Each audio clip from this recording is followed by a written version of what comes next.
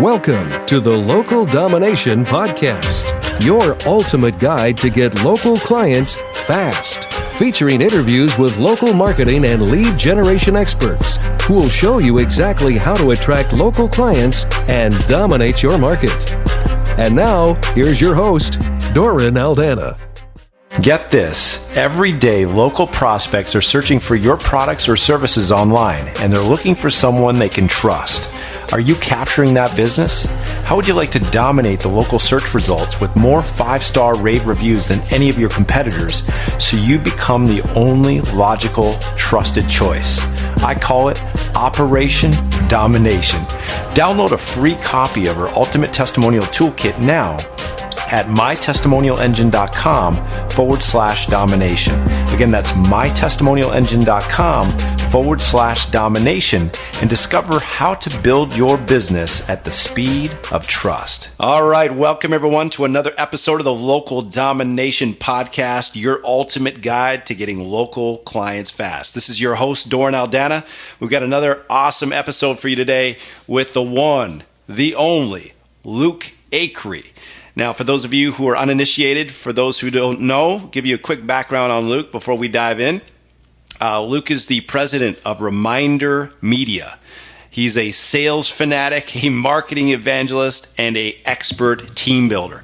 Luke has worked with tens of thousands of business professionals over the years, helping them understand how to connect with their client database in a way that generates leads, secures repeat clients, and captures referrals. And I love that because at the end of the day, the only true asset you have is your database. And if you're neglecting it, if you are ignoring it, if you're drifting with it, you're leaving tens of thousands, perhaps even hundreds of thousands of dollars on the table. And that's like stepping over dollars to pick up dimes. That ain't smart. So we're going to talk about how to do it the smart way with Luke today. He's also, in 2003, Reminder Media launched American Lifestyle Magazine, a one-of-a-kind, customizable marketing tool. And since then, Luke has led Reminder Media to over 30,000 clients.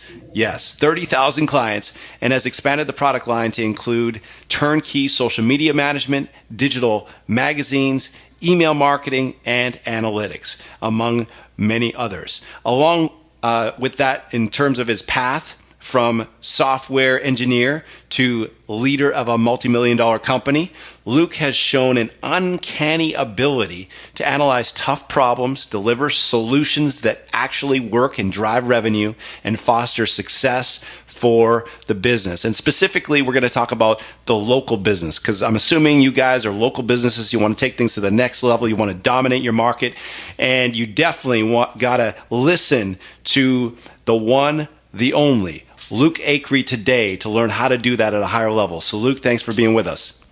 Man, thank you so much. Such a kind intro. So I appreciate that. I'm excited to be here. I was listening to your podcast this week, and so super excited to share with you. You've had a lot of great guests on, so I'm honored to be on the show as well, and really love that it's all about the local business, because that's really truly where my heart is. I had shared with you before the show that, out of our 30,000 clients, majority are real estate agents, but really all of them are local business owners, insurance agents, financial advisors, restaurants, that type of idea. So super excited to be here. So thanks for having me. Awesome. It's a pleasure, man. And I love that you really dovetailed in with the heartbeat of the economy, the local business owner. We're out there grinding it out every day, trying to put food on the table, trying to expand our enterprises, trying to dominate our markets.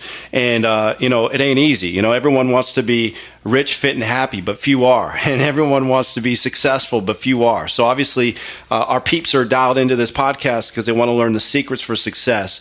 And before we get into the details, peel back your cranium and have you share some of those golden nuggets with us, I'm just curious to know a little bit about your story. How you get into being a marketing fanatic, and how did you just, launch into this entrepreneurial realm, running your own business and mastering the game of marketing? Just give us a quick little snapshot on your story.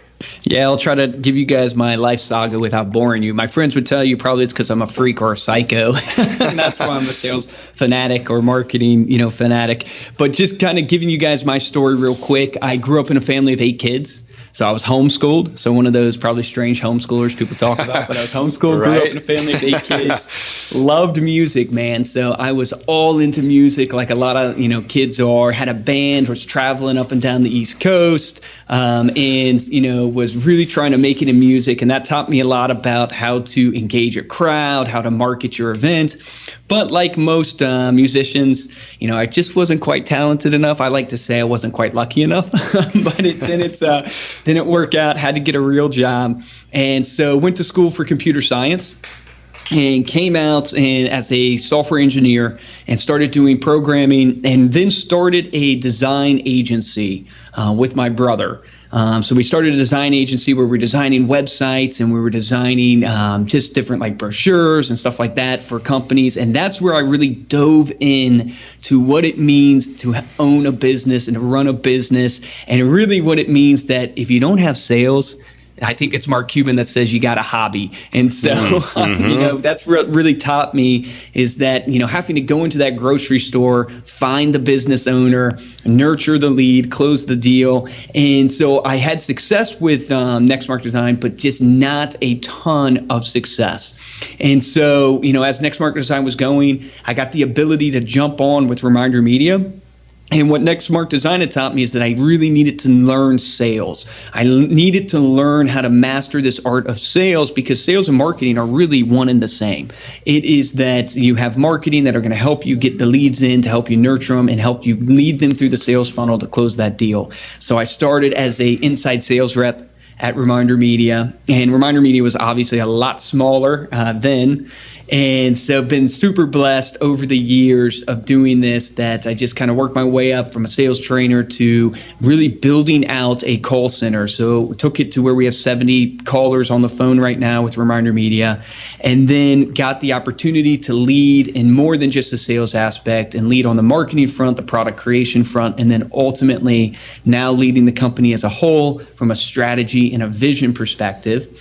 And so just really been blessed over the years, and have had the opportunity to work with a ton of businesses, really fine-tuning how they do their touch point marketing, how they actually connect with their database of people in a way that's relevant. And that's when, maybe we can get into that in this podcast, but I think one of the hugest problems with marketing right now is that so much of marketing is irrelevant and people are tuning out. And that's because we're in an information overload society. I think the average human being is seeing 5,000 pieces of marketing a day. Mm-hmm. And so, that's really where my heart and soul is helping business owners cut through that noise, actually not get deleted in the inbox of an email account, not get thrown away if you send them direct mail. That's really where our specialty lies. So that's my life saga, I guess. Wow. What an awesome story, from a peon sales rep to the president of the company. What an awesome testimony to the real opportunity that capitalism offers, where you can just have a passion and a desire to, as you say, master sales and just keep grinding it out in the front lines every day. And as you keep improving your skill and keep learning and keep growing, you can expand your income and expand your prowess and expand your value to the company, such that you go literally from the bottom to the top. It didn't happen overnight. It didn't happen in a day. It happened daily, but you did it. And so for those listening, notice that the driver of that is find a passion, something that you're really passionate about, and link it to mastering of sales. You got to master the marketing game, master the sales game. That's the business we're in. We're in the sales and marketing game. So I love the fact that you're a perfect testimony example of the beautiful element of capitalism, where we can have a dream, charge forward, learn and grow, add more value, and ascend. So that's really, really cool. So man. Gotta love capitalism. Absolutely. It certainly beats the alternative, where someone tells you what you're doing and you just stay stuck like a bump on a log, just kind of, grinding through life without having a passion, without having a dream, without ascension. So there's something beautiful about that. It activates creativity. It activates resourcefulness. It carves out character. There's something in that galvanizes our spirits to keep growing and learning. And that's one of the things I love about capitalism. And perhaps that's why you guys are in business for yourself, because you're sick and tired of being at the desk, having someone tell you when to come, when to go, and how much you're worth. So now you're in your business and you realize, dang, this is a lot more than what I thought it would be. I thought it would just come easy. It ain't so easy.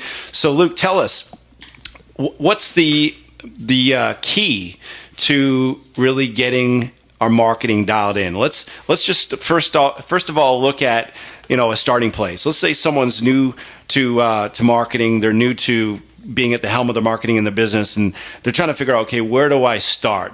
Where does someone start when it comes to starting to dial in their marketing results? Where's the first step?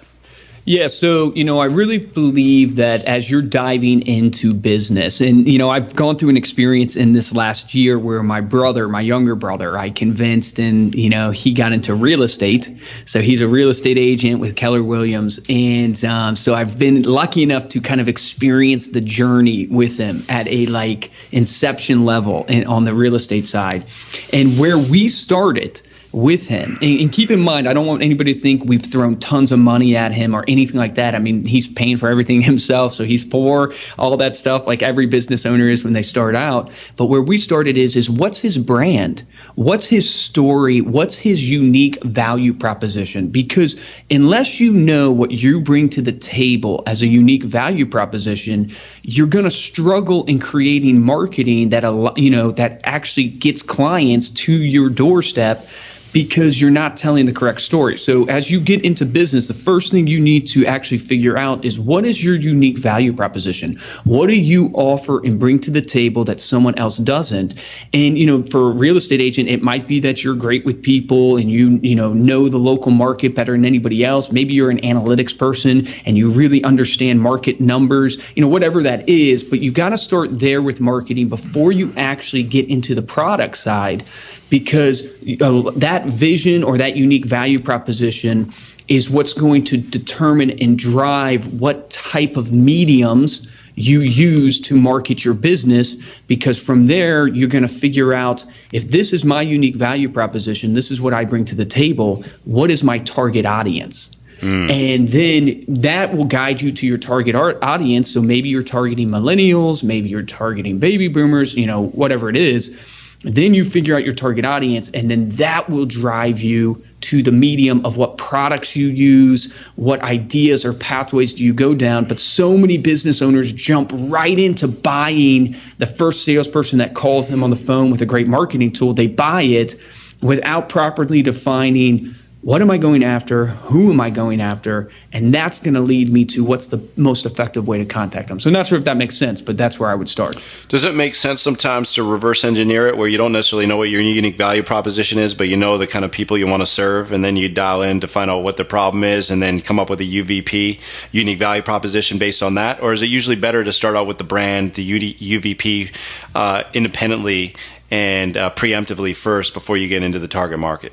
No, I think it's a great question. I think you can do both. I honestly do. I think you can do both, because I would tell you that if you start with the target audience, you're kind of tapping in already to your value proposition, because you're tapping into a passion of who you want to go after and who you want to target. And that can lead you to, I'm passionate about reaching millennials for XYZ, and that will lead you into your unique value proposition. So I think you can do both. I think it's a great point. Cool. Yeah, you could probably bounce back and forth, and each one can give insight with the other. So having that circuitry back and forth is probably a good thing, just to get added distinction and insight to gain more clarity. So let's say now that we've got the brand clarity, we've got the unique value proposition or UVP clarity, we've got clarity on the target audience. We want to start to look at media. Now there's lots of different media out there. There's email, there's Facebook, there's Google AdWords, there's postcards, there's billboards, radio, TV, a million and one ways to skin the cat. So tell me about this topic that I think was sent to me prior to this podcast that seems to be an area of expertise for you, and that's direct mail content marketing. A lot of people, me included, haven't really heard that before. Oftentimes we hear online content marketing, but matching the words content marketing with direct mail is kind of an unusual combination of words. Tell us about that. What does that mean? Yeah, so this whole idea of content marketing plays into what I had mentioned a little earlier, which is the problem that you face now as a business owner is that there's information overload. So grabbing the attention of your prospect, of your target audience is a lot harder. So the whole idea of content marketing is to serve them up content that's relevant and attractive to them personally in their life. And because they're attracted to that content, they end up bringing into their home, storing in their inbox, whatever it is. They tend to keep that piece of marketing. And then the whole idea of direct mail content marketing is that you've branded that piece of content with your information. So classic for most of you out there that have probably, you're maybe not putting a piece of medium to this or, an actual type, it would be like a recipe card. Mm-hmm. So, in our magazine, American Lifestyle Magazine, so it's a 48-page coffee table quality magazine. It's all about celebrating life in America. It actually has nothing to do with really real estate specific market related things or insurance specific market related things. It literally is about travel, art, food, right? But what we do is we allow the realtor, the insurance agent, to customize the covers and the tear out cards in the magazine so it looks like they've put this magazine together. And we've had a ton of success over the past decade of doing this with this whole concept that when people receive the magazine, unlike a promo piece or a flyer that you would send them, they know that's coupon related, it's promo related. If it doesn't hit them at the right time, they toss it. So the shelf life is 3 to 5 seconds. What we've experienced with the magazine is because it's content driven and because it's recipient driven, i.e. your client, your prospect driven, versus actually your business, they end up bringing it into their home. Our average shelf life that GFK, which is a research firm that audits our magazine, is 4 weeks, is what they tell us. They say the average recipient is keeping it in the home for 4 weeks. They're reading it for 44 minutes during those 4 weeks. And so this whole idea of content marketing with direct mail is putting together and looking at your target audience and going, what's relevant to my target audience right now? What's something that they would enjoy? What is the persona of these people? What are they looking for? And using that content like a recipe, like a travel article. Like, I don't know what your hobby is, but if I knew your hobby was like golfing, sending you a golfing article, right? And not knowing that that's going to connect with you personally because we have a relationship. And then I get the results of having my brand on it. So now you're just seeing me, you're keeping that relationship solid. Interesting. So this is a magazine that goes out how often? So it goes out every 2 months. So we're sending it out 6 times a year. So You would send it to your recipients about 6 times a year, and it looks like it's coming from you. And how many different types of verticals, different business categories would gain benefit from sending something like this to their clientele? So we literally have well over 100 different verticals using us. Our power trio, as I like to call it, is real estate, insurance, finance. Those are where we have the most of our clients, but we have, interior designers that use this, photographers, accountants, lawyers, car dealerships, because what I tell people is if you're in a relationship business, like if I get a new business owner, if you're out there, and maybe you're a barbecue restaurant or something like that, what I would challenge you to think about when it comes to your marketing is what are the relationships out there in your business that are driving the most leads, referrals, repeat transactions? What are those relationships? And how do you make sure that those relationships never forget who you are? Specifically, like in real estate, literally it's over 85% say they will use their realtor again at the closing table. So when you sell the home to somebody, 85% say they're going to use you again. Mm-hmm. And literally National Association of Realtors says that only 11% do. Wow. And the reason why is because if you're a business owner out there, it's because you're probably really good at your business. You're probably really good at your service. You're really good as a realtor selling the home, doing your job, doing the contracts. You're good at the service. You're bad at the relationship after the service has been done. And so the relationship needs to focus more on what your client appreciates and enjoys, which is the content, versus what your business is up to, what your business is doing, what the market's doing, because they don't really care about that. And that gets peppered in there in your touch points, so that it reminds them that you're an expert in this. But when you focus on content, you're focusing on the relationship, and it's a cost-effective and effective way to reach people. Well, it reminds me of the difference between the hunter and the cultivator gardener. The hunter, they go out there and they eat what they kill. They go out there and hunt for new leads. They harpoon a new lead. They drag it home. They cut it up. They put it on the fire. They eat it, and then they have to go out and hunt again. Yep. Right. And that's how most solopreneurs, most professionals like real estate agents, mortgage professionals, insurance maybe not as much, but certainly most business owners, that's what they do. They're in the hunting mantra and the hunting mindset. And it's the rare few who get the value of cultivating and gardening, where they're watering and tilling and fertilizing and pruning, and it takes time, and it's not as expedient. But then all of a sudden you've got a bountiful harvest. You're not having to get yourself out of bed when it's still at an ungodly dark hour in the morning to go out there and chase antelope all day. You've got a harvest that you can feed from, and you can even store up.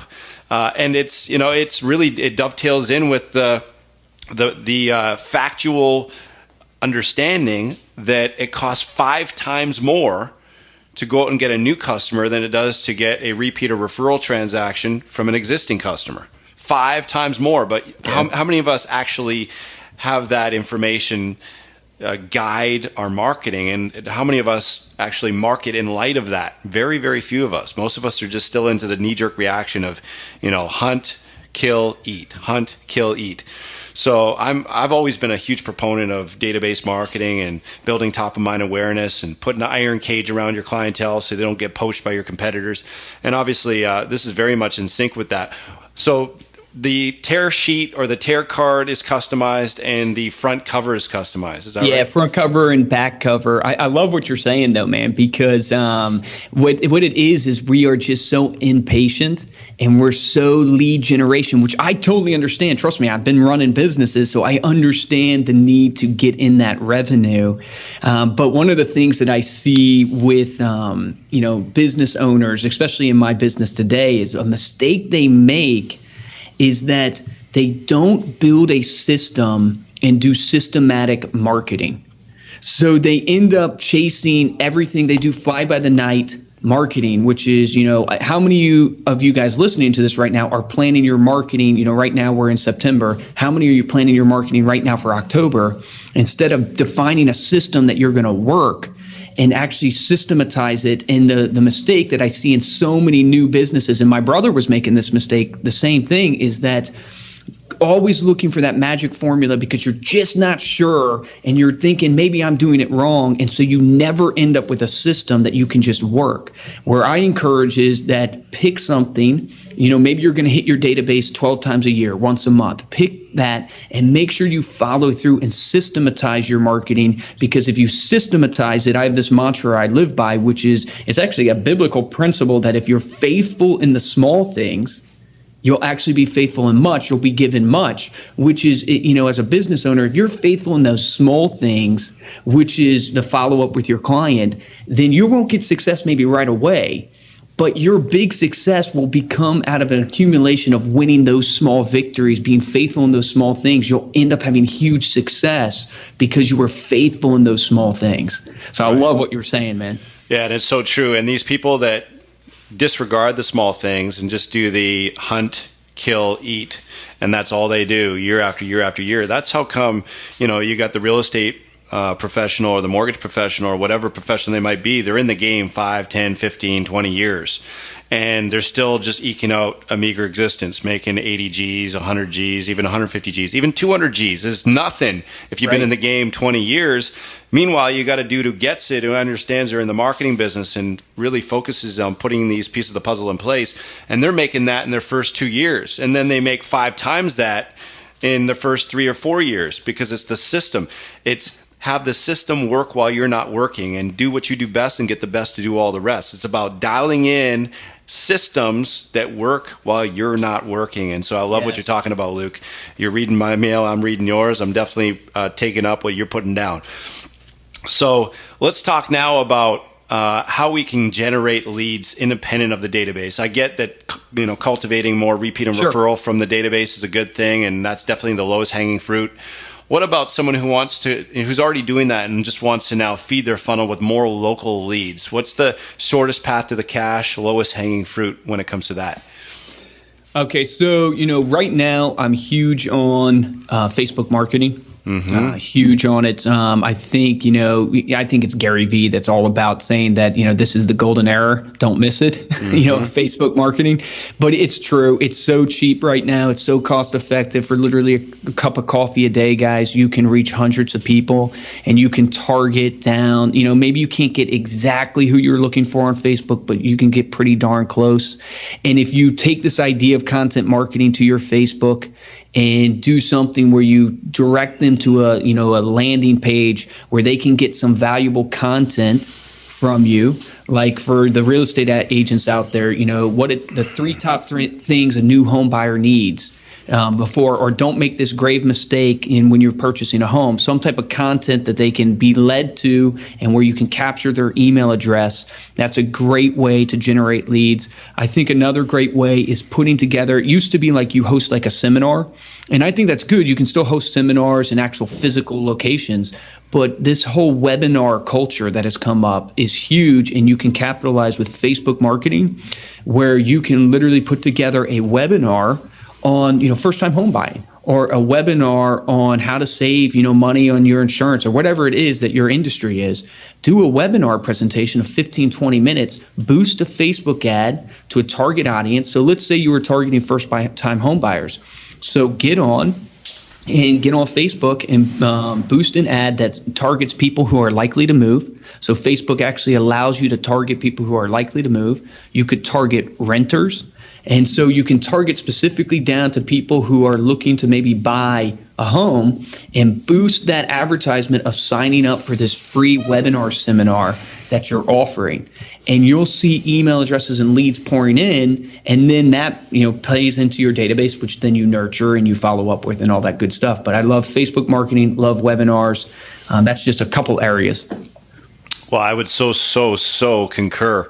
I've actually just recently over the last year set up a funnel for my own business on Facebook, driving people to automated webinar. It seems like it's live, but it's not live. Yep. And essentially it's set up so that when they see it, the webinar starts within 15 minutes. So it's like, wow, it just so happens. And you're sitting back. You don't have to do anything. Oh, yeah. You've done it once, and now it pays many. And we have like a 70%, 80% show up rate, which is unheard of with normal webinars. Man. Right? Dude, that's better than me. That makes me feel bad. Dude, it's incredible, the technology nowadays. But, the kicker on all this is I didn't discover this stuff on my own. I'm ponying up big money. And when I talk about big money, I'm talking multiple 5 figures, big money to get knowledge from other people that are way smarter, way richer than me. So I don't have to bang my head against the wall trying to figure all this stuff out. So for people who are like, yeah, I love the idea, but I've tried it, it doesn't work. It's because you haven't ponied enough money. And get off your cheap ass and pull out your wallet and start investing intelligently, my friends. Because if you don't, you'll keep banging your head against the wall like I did. I banged my head against the wall for years saying, that doesn't work. It works for other people, but not me. You got to go all in, man. Yeah, you got to go all in. You got to spend money to make money. And if it's the mindset, goes into that mindset. If you have that mindset of trying to save and save and save, and you just want to be super frugal, I'm telling you, it's just not going to work. You got to go all in and be willing to move fast, like fail fast, I guess is what I'm looking for. Is because if you work the systems, if you do this webinar, go all in, what you're going to learn so much faster. You're going to move on to the next thing that's actually working, and you'll end up making up the mountain faster than if you try to, think about the perfect pathway up the mountain. Right. If you like, is it this way? Is it this way? Should I, take this many steps? If you do and have that mindset, you're going to get killed. Well, look at people who drop 50, 60, 70, 100, 150 G's on an education, a formal education that gets them a JOB, which stands for just over broke. And it ends up taking them 40 years just to pay off their stupid student loan. And then we got these, so-called entrepreneurs and small business owners that balk at investing $1,000 in their own success. And they say it's too expensive. No, dude, what's expensive is you doing it the hard way. What's expensive is you wasting all that time, all that energy, all that unnecessary waste, all that struggle, all that strife for nothing because you're too cheap to invest strategically in your own breakthrough. So as you can see, I start to get in a little bit of a rant and get passionate about this because I see how I held myself back for years, and I just hate to see people unnecessarily struggle, but people do it to themselves all the time because of this stinking thinking. They get into this lack mentality, scarcity mentality, and as long as you let that scarcity mentality hold you back, you'll stay in the scarcity results, scarcity bank account. It's one of those things you just got to say, screw it, let's do it, and seek out mentors, seek out people who've gone the distance before you, seek out people who've got the fruit that you want, and just model what they're doing. There's a great saying that I live by, and this should apply to your business and your marketing, which is your net worth is in your network. Bingo. So it's, who are your mentors, who are your coaches, but then think about it from a marketing and sales standpoint. Who are you networking with? If you're a business owner and you don't know all the other business owners within a 15-mile radius of your business, what are you doing? Your network is your net worth. And if you get connected with these people, and don't get connected with these people for your net worth. Get connected with them to help their net worth. And guess what? It will 10x yours because you're coming in to provide value. You're coming in to build relationships. And what will turn around and happen is they'll help you build your net worth, not even trying. Bingo. The average person wants to be the smartest person in the room. Bad idea. You want to ascend. You want to catapult yourself to a whole new level. You want to blast through the stratosphere and break through results. Be the person who you're gleaning from other people who are smarter than you. You're not the smartest person in the room because you're surrounding yourself with, Yoda smart brainiacs at marketing and sales that are way more effective, way more fruitful, way richer than you, and you glean their insight. That's how you that's how you take yourself to a whole new level. And obviously that's why you're on this podcast. You're wanting to learn more from people who have gone the distance before you. So let's dive deeper. Let's talk about lead conversion.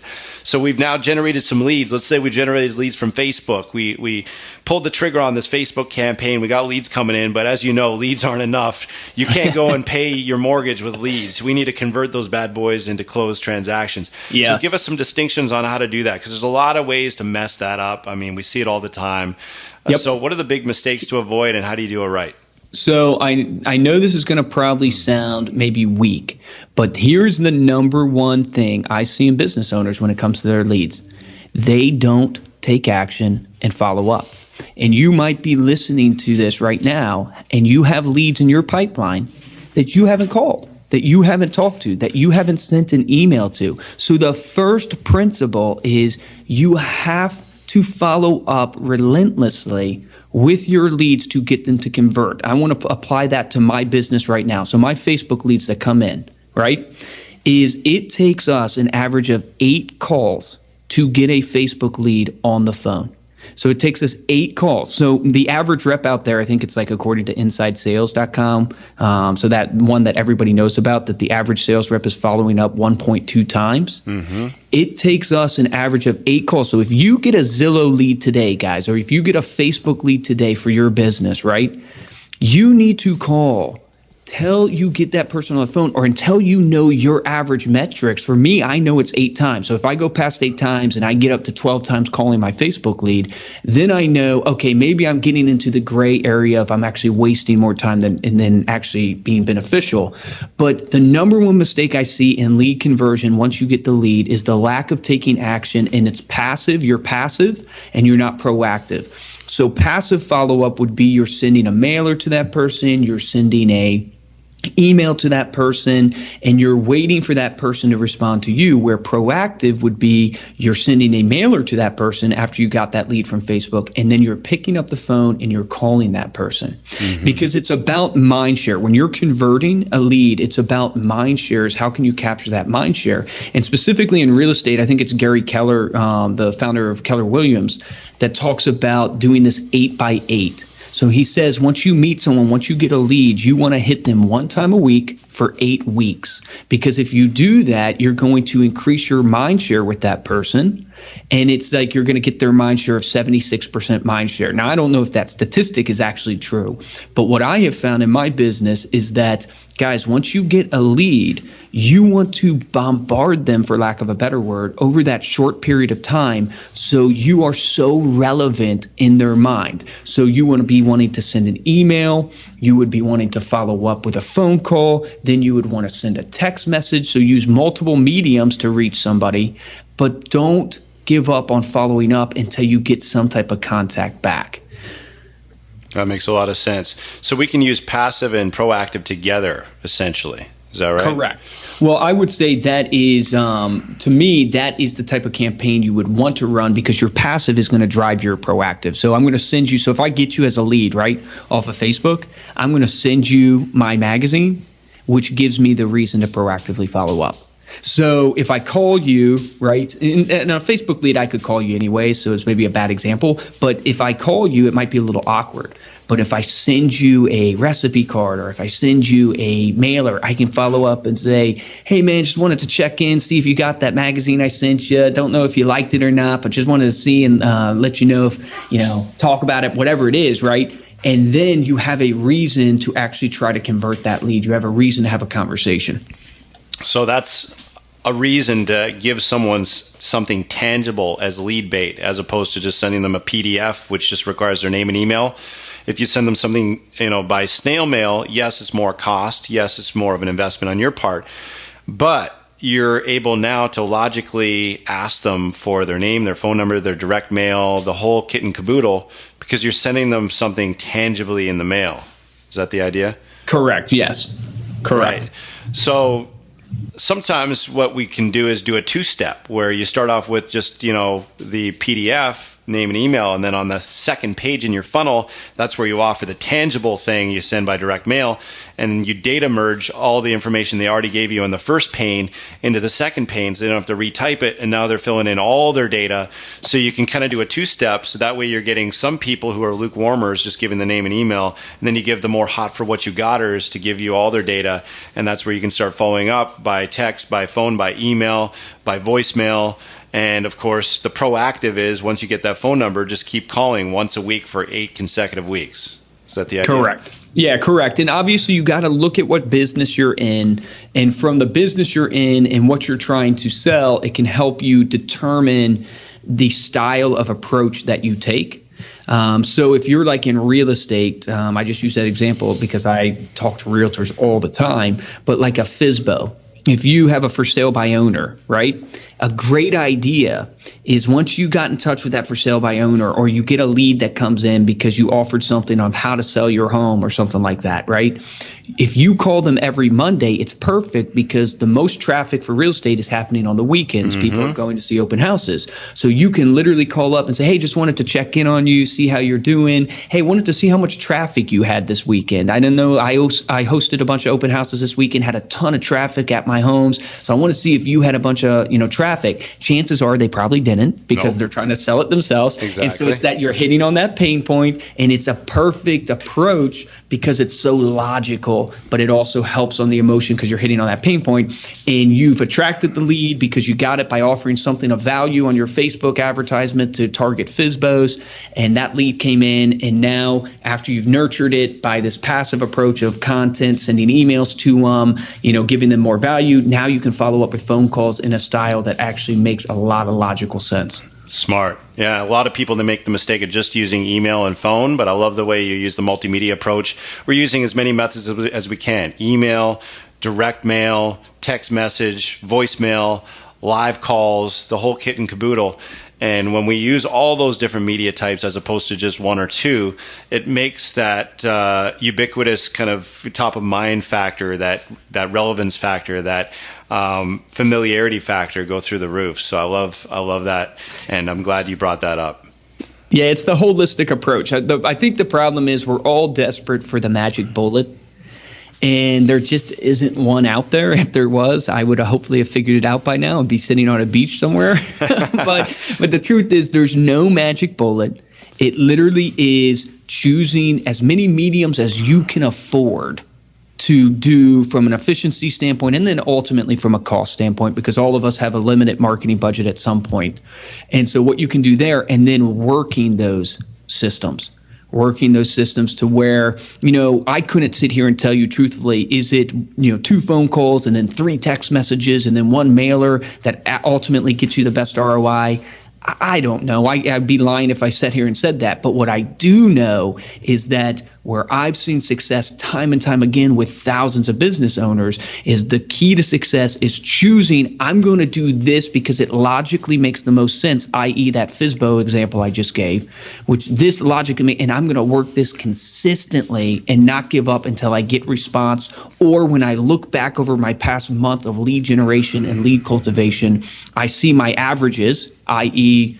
I have to call Facebook leads 8 times, and I start going and I have benchmarks now to go off of to where I'm not wasting time anymore, because I know after 8 times of calling a Facebook lead, I might go up to 12 times, and then I put it back into a passive nurture funnel, which is just emails going to them, mailers going to them. And so that's, I guess, what I would say is that it's a holistic approach. There's no magic bullet, but you got to work the system that you put in place. Amen to that, brother. And then, of course, you really want to pour gasoline on the fire. You dial it in yourself, you get it working yourself, and then you start hiring top talent to replicate yourself and have them doing it while you're on the beach sipping a Mai Tai. And that's when you can really start to scale it. So again, you got to dial it in yourself first, make sure it works, make sure you have a proven formula, and then you just scale it up by bringing top talent in and train them to do what you've been doing. So, that being said, we're pretty much up on time here, Luke, but how can people reach out to you? How can people get more of what you got? How can people connect with you moving forward? Yeah, love it. So if you're interested in what we're doing here at Reminder Media, go to remindermedia.com. That's where you'll see American Lifestyle Magazine. You'll see our different tools for digital marketing and stuff like that. But I would love to connect with all of you guys socially. So check us out on Facebook. It's Reminder Media, but it's facebook.com/RMConnect. Again, it's facebook.com/RMConnect. And then we're on Instagram as Reminder Media. We're on YouTube as Reminder Media. I do a little coaching marketing series on YouTube. So just started that and really want to connect with all of you guys socially because believe it or not, guys, as a business owner myself, when I look at our company, and we've been doing this over a decade, we're really good at helping local businesses market, but we're terrible at marketing ourselves. So I've really made a mission and kind of a conviction in my own heart and mind of getting out there and trying to connect with you guys socially. It's why I wanted to be on this podcast. So thank you again for having me. So guys, please subscribe, please connect, comment. I'd love to talk to you, learn from what you're doing, and hopefully share some of my knowledge with you. Well, thank you so much, Luke. It's been a pleasure to learn from you, to get your heart, your insight, your passion for marketing and for helping local businesses, small businesses grow their business. What's one little nugget, one little golden morsel that you can give us as we wrap up this session to have our people marinate their mind on as we wrap up? I love it. So I'll leave you, I guess this is a quote. It's the battle is won before it begins. Or you could say, if you're a sports fan, the game is won before it begins. And what that means is it's in your preparation, it's your preparing, you're practicing, you're actually building of the systems. It's not in the moment that you're going to win. It's not in the battle you're going to win. It's you got to prepare. And that gets into your marketing and all the structure that you're doing. So the battle is won before it begins. I love it. I love it. Put another way, success is when preparation meets opportunity. Right? So yeah. Very good. I love that. Sweet, guys. Well, thanks again for being with us, Luke. I appreciate your time and all the excellent insight you've given us today. And thank you, everyone, for being with us on this episode. That's all for now. Thanks for joining us on another episode of the Local Domination Podcast, your ultimate guide to getting local clients fast. So if tips galore that help you soar is what you adore, know this, we've got more in store.